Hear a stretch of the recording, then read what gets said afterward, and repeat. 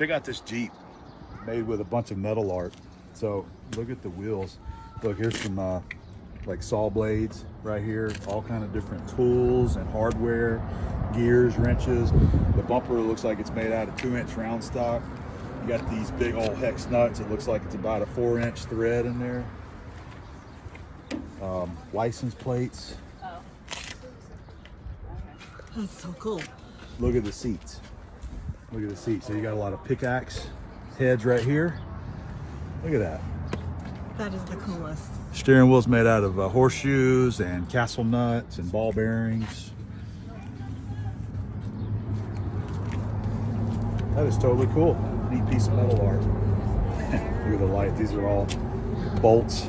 And look at the ball. Look at the ball hitch on it. Big old tow hooks. Some Crosby tow hooks on it. That's totally cool.